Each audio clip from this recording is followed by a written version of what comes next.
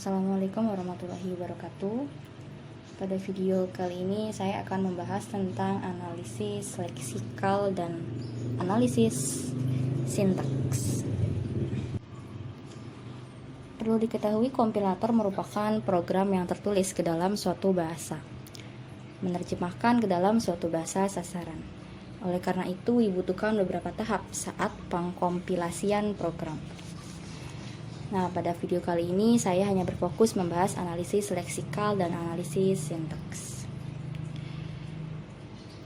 Beberapa tahap yang dimaksud dalam pengkompilasian program yang pertama berbentuk source code, lalu diubah menjadi diproses dalam lexical analysis atau scanning yang bisa kita sebut analisis leksikal. Kemudian ada lagi akan diproses lagi oleh syntax analysis atau parsing.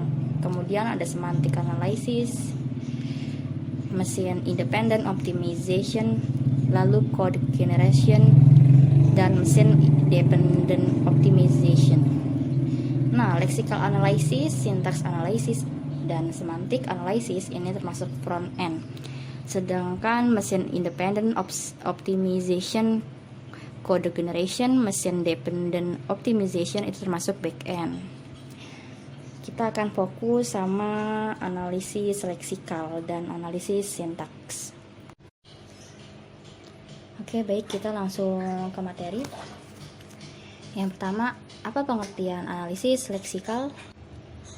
Nah, analisis leksikal itu analisis yang prosesnya mendahului parsing sebuah rangkaian karakter untuk masukkan serangkaian karakter seperti dalam dokumen plain text atau source code. Setelahnya menghasilkan deretan simbol-simbol token. Proses parsing akan lebih mudah dilakukan bila inputnya berupa token. Nah, analisis leksikal ini biasa disebut juga sebagai scanning atau scanner. Lalu, mengapa diperlukan analisis leksikal?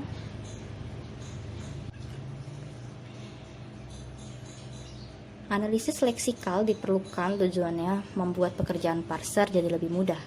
Sebab dengan analisis leksikal, parser hanya cukup berurusan dengan sekumpulan token serta nilai sintaksis.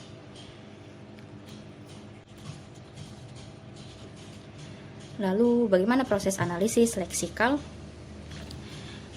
Proses kerja analisis leksikal membaca lebih dari sekali tiap karakter dari input yang diberikan, menjadikan penganalisa leksikal sebagai subsistem yang paling intensif melakukan komputasi, terutama bila digunakan dalam sebuah kompilator.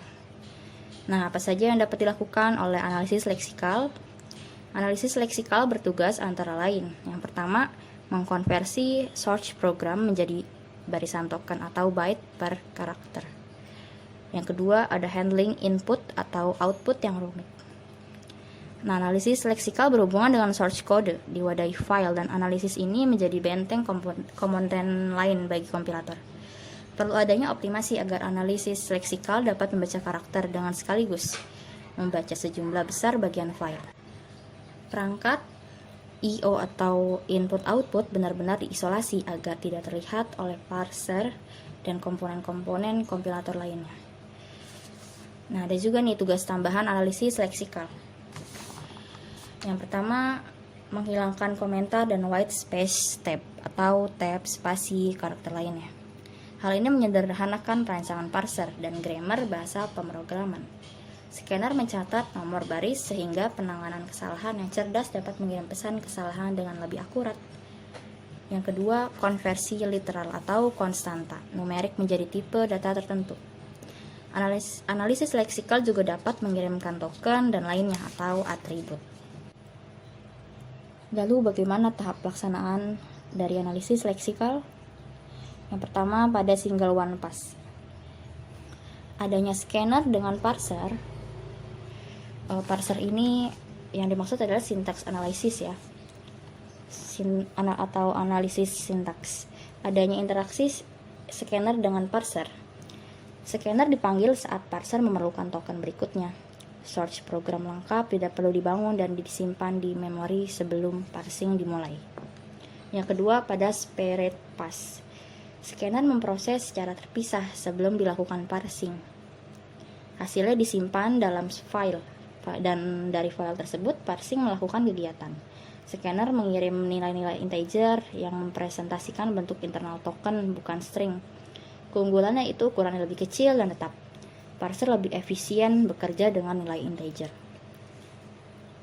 Bagaimana implementasi analisis leksikal? Yang pertama ada pengenalan token. Scanner harus mengenali token dan terlebih dahulu dideskripsikan token-token yang harus dikenali. Lalu yang kedua ada pendeskripsian token. Menggunakan regular grammar, menggunakan ekspresi grammar, lalu model matematis yang dapat memodelkan pengenalan. Nah, implementasi analisis leksikal sebagai finite automata tidak hanya melakukan ya atau tidak, melainkan melakukan aksi-aksi tambahan yang diasosiasikan dengan string yang sedang diolah. Analisis ini dapat dibangun dengan menumpangkan pada konsep pengenal yang berupa finite automata, dengan cara menspesifikasikan rutin-rutin atau aksi-aksi tertentu terhadap string yang sedang dikenali. Apabila dalam situasi kondisi analisis leksikal tidak mampu melanjutkan proses karena tidak ada pola token yang cocok, maka terdapat alternatif recovery atau pemulihan. Yang pertama, panic mode. Nah, panic mode ini menghapus karakter-karakter berikut sampai analisis leksikal menemukan token yang terdefinisi dengan bagus atau dengan baik. Lalu menyisipkan karakter yang hilang, kemudian mengganti karakter yang salah dengan karakter yang benar, lalu mentransposisikan dua karakter yang bersebelahan. Nah, pada analisis leksikal ada yang namanya input buffering. Input buffering ini dibuat pada tahap perencanaan analisis leksikal guna membantu mempercepat proses pembacaan dari file serta mempunyai fleksibilitas yang tinggi agar analisis leksikal tidak bergantung platform sehingga mempunyai portabilitas yang tinggi. Nah, bagaimana sih token atau besaran leksik pada analisis ini? Nah, token ini merupakan level entitas paling rendah ya dalam diagram sintaks. Besaran pembangun bahasa atau leksis bisa berupa identifier seperti variabel, function names, dan lain-lain. Kemudian ada keyword. Keyword itu seperti while, if, function, dan lain-lain. Lalu ada literals. Literals ini berupa nilai konstanta seperti 27,3 atau nama seseorang dalam tanda kutip. Ada lagi hello world dan lain-lain dan sebagainya. Lalu ada lagi operator. Operator itu berupa pengurangan, penjumlahan, perkalian, dan lain-lain. Ada lagi punctuation. Punctuation ini seperti tanda jeda atau pemisah. Biasanya titik, dua, titik koma, titik, dan lain sebagainya. Nah, ada contoh nih. Contoh, ada sebuah kutipan program yang diubah ke dalam token pada analisis leksikal. Nah, di sini ada bahasa pemrograman pakai Pascal source code ya. Ada program bentuk kutipan programnya, ada program test, ada varian A, integer, begin gitu. Nah, bisa langsung kita ubah menjadi sebuah tokens. Nah, jadi kayak gini ya. Satu persatu, jadi kita ubah ke dalam token itu satu persatu. Kita kan tadi sudah tahu besaran leksik atau tokennya berupa apa aja. Nah, sebuah program. Nah, kalau program ini tertulis program berarti seperti keyword kan, keyword kata kunci di sini program awalan gitu. Nah, sedangkan tesnya di sini identifier. Dia berupa variabel. Ada lagi var, keyword juga termasuk ke dalam keyword. Lalu ada A di situ kan, varian A. A ini seperti apa? Literals ya, literals.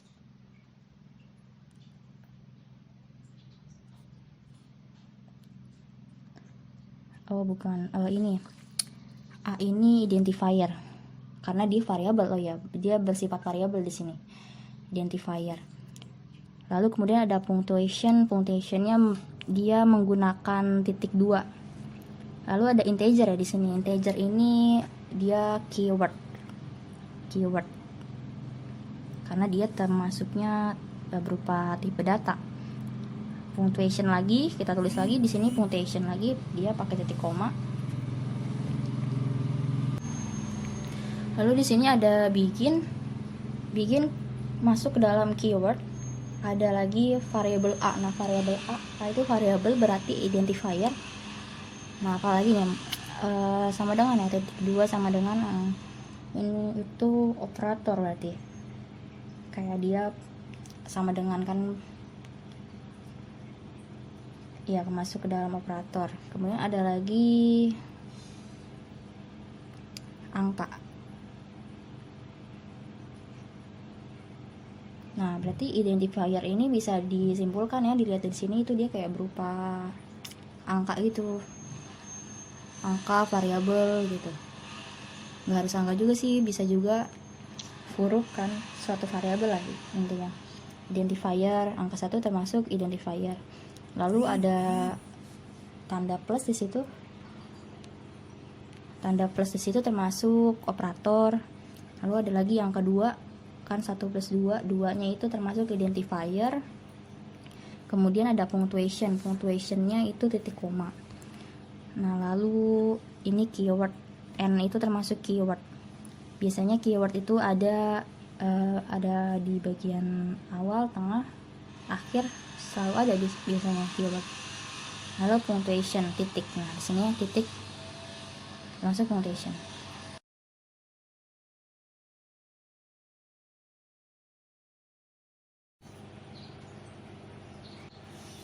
Oke, kita lanjut ke analisis sintaks. Nah, analisis sintaks ini bisa disebut juga dengan parsing. Bisa juga disebut dengan analisis sintaktik atau analisis hierarki. Nah, analisis hierarki. Nah, ini merupakan bagian kedua dari kompilator. Nah, analisis ini, parsing ini bergantung pada bahasa pemrograman masing-masing. Karena setiap bahasa pemrograman memiliki bentuk sintaks yang berbeda-beda. Nah, mengapa diperlukan analisis sintaks? Tujuannya, analisis sintaks berfungsi menghasilkan pohon sintaks. Pohon sintaks program sumber yang didefinisi grammar. Selain itu berguna untuk memeriksa urutan kemunculan token. Lalu bagaimana proses analisis sintaks?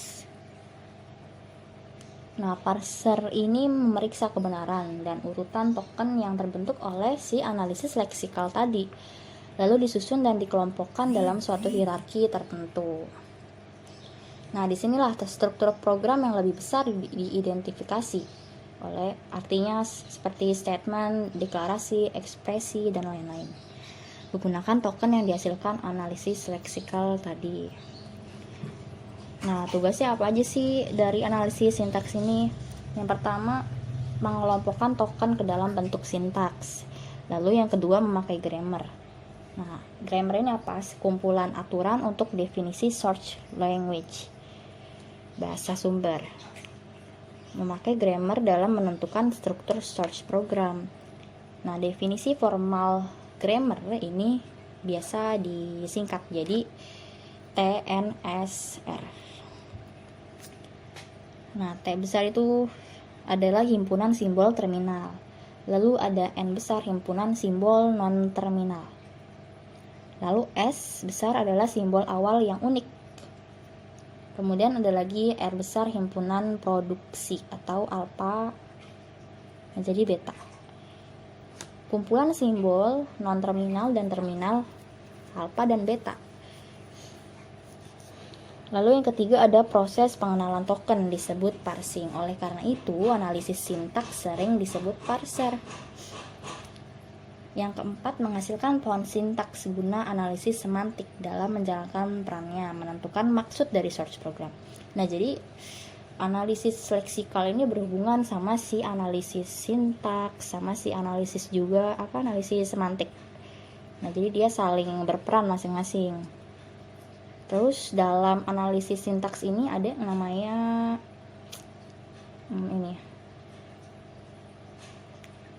context free grammar. Apa sih biasa disingkat CFG? CFG ini tata bahasa bebas konteks pada analisis sintaks. Nah, tata bahasa bebas konteks ini adalah tata bahasa yang tidak terdapat pembatasan pada hasil produksi. Contohnya A menjadi B. Batasannya hanya ruas kiri A, simbol variabel. Contoh yang termasuk CFG lainnya. Bisa B besar menjadi C besar, D kecil, E kecil, F besar, G kecil. Lalu ada lagi D besar menjadi D besar, C kecil, D besar, E kecil. Nah, tata bahasa ini menjadi dasar pembentukan si parser. Bagian sintaks kebanyakan didefinisi dalam CFG atau tata bahasa bebas konteks. Kemudian ada lagi yang istilahnya pohon sintaks. Ini udah pasti pohon sintaks itu pohon yang ini ya, menggambarkan bagaimana suatu string diperoleh dengan cara menurunkan simbol-simbol variabel menjadi simbol terminal. Nah, sebuah pohon ini adalah graf terhubung, tidak sirkuler, memiliki satu simpul atau node atau vortex yang disebut juga akar atau root, dan memiliki lintasan ke setiap sudut. Nah, contoh dari sebuah tata bahasa konteks memiliki aturan produksi, misalkan S besar diturunkan menjadi A kecil, B besar. Nah, diturunkan lagi nih menjadi B kecil, A besar. Nah, sedangkan A besar itu menjadi A kecil, lalu menjadi A kecil S besar, lalu menjadi B kecil A besar. Nah, kemudian ada lagi B besar menjadi B kecil, B S besar, A kecil, B besar. Pohon penurunan untuk memperoleh A, B, A, B, A. Nah, bisa kita lihat di sini ada pohon penurunan, di mana di sini ada S besar diturunkan tuh menjadi A kecil, B besar, yang tadi prosesnya ya sama kayak yang sebelumnya. Nah, B besar sendiri diturunkan lagi menjadi A kecil, B besar. Nah, B besar yang di tengah ini diturunkan lagi. Nah, ini menjadi A kecil, B besar, dan seterusnya. Di sini ada B besar diturunkan menjadi B besar, B kecil bersama S besar, dan B kecil diturunkan menjadi B dan A besar lagi diturunkan menjadi A kecil, dan yang tadi yang B besar yang di tengah itu, B besar yang di tengah diturunkan menjadi A kecil, B besar, kemudian ada lagi B kecil, S besar, kemudian S besar menurunkan lagi dia menjadi A kecil, B besar menurunkan lagi menjadi B kecil. Nah, proses penurunan ini bisa dilakukan dengan cara dua cara. Apa aja? Yang pertama ada leftmost derivation atau penurunan terkiri. Jadi dia menurunkan simbol variabel terkiri yang lebih dulu. Lalu yang kedua ada rightmost derivation atau ini ya, penurunan terkanan. Penurunan terkanan itu berarti simbol variabel yang paling kanan diturunkan lebih dahulu. Nah, ada contoh lagi. Di sini, ketika kita ingin dihasilkan string AA BB AA dari S besar menjadi A kecil, A besar, S besar menjadi A kecil. Lalu ada lagi A besar diturunkan menjadi S besar, B kecil, A besar, kemudian menjadi B kecil, A kecil. Nah, bisa kita lihat di sini prosesnya bisa dipahami.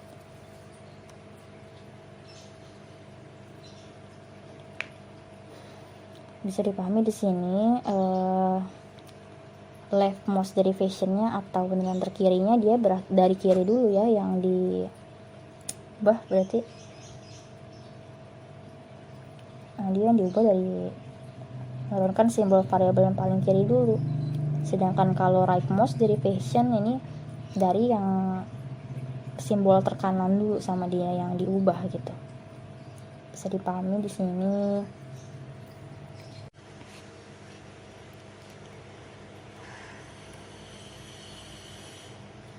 Nah, ada error handling.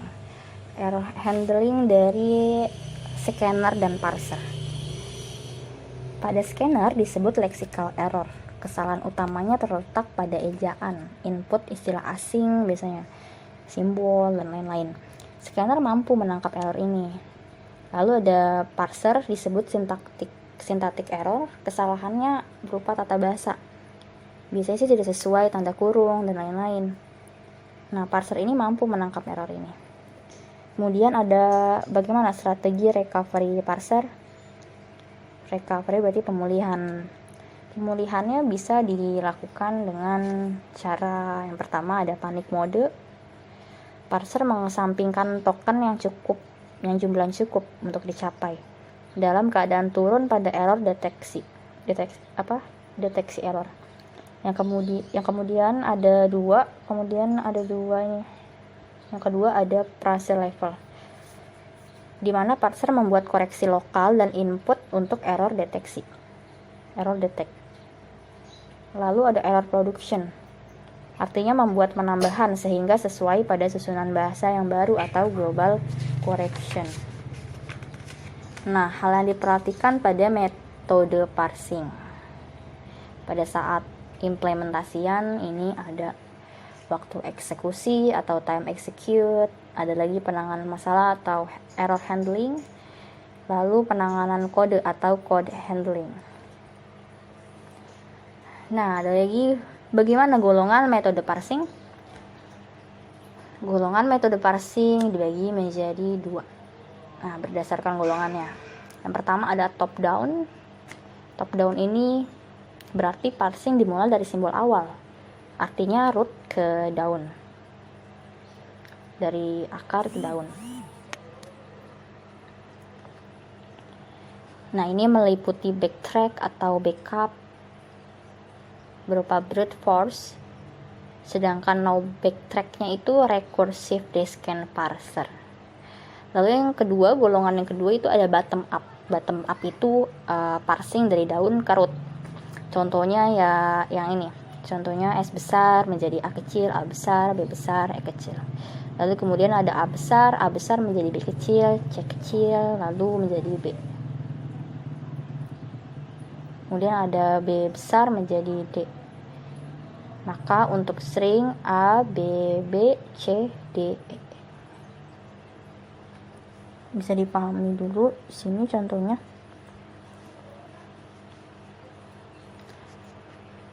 Nah, lalu di sini ada brute force dan recursive descent.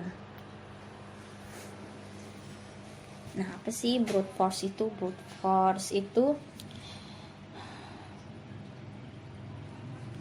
Brute force itu metode parsing yang mengandung produksi rekursi kiri atau left recursion. Kelebihannya itu dapat melakukan expand simbol non-terminal sampai simbol terminal. Lalu jika string tidak sesuai, maka dilakukan backtrack. Untuk kelemahannya sendiri daripada metode brute force ini perlu memori yang besar untuk backupnya. Sulit melakukan pemulihan kesalahan dan waktu eksekusinya cenderung tidak jelas. Lalu yang kedua ada recursive descent. Di sini ada beberapa aturan dengan metode rekursif ini. Yang pertama, simbol variabel semuanya dijadikan prosedur atau fungsi. Lalu yang kedua, ada kondisi jika bertemu simbol terminal atau variabel maka prosedur akan dipanggil. Nah, jadi kalau misalkan ketemu sama si simbol terminal, maka prosedur dipanggil. Lalu kalau variabel yang bertemu dengan simbol variabel, maka prosedur juga akan dipanggil. Nah, lalu yang ketiga, ada penelusuran bersifat top down mengikuti sintaks. Yang keempat, karena memakai prosedur yang rekursif, maka dipakai recursive stacking. Hampir sama dengan top down parsing dengan brute force. Dan yang kelima ada urutan produksi direalisasikan dengan urutan dari pemanggilan fungsi atau prosedur. Nah, jadi gimana untuk video kali ini? Tentunya kita belajar tentang analisis leksikal dan analisis sintaks. Intinya sih kalau analisis leksikal itu analisis yang prosesnya mendahului parsing sebuah rangkaian karakter. Tugasnya memeriksa karakter per karakter, pemecah search program jadi token, menangani error yang ada, mengirimkan token ke analisis sintaksis, serta mengenali tabel simbol. Nah, dari si analisis ini lalu dia ke analisis sintaks. Nah, tahapan analisis ini adalah tahapan yang berguna untuk mengecek urutan kemunculan token. Oke, baik, terima kasih sudah mendengarkan dan menyimak video kali ini. Semoga video kali ini dapat menjadi acuan bagi kalian para pembaca yang mempelajari analisis leksikal.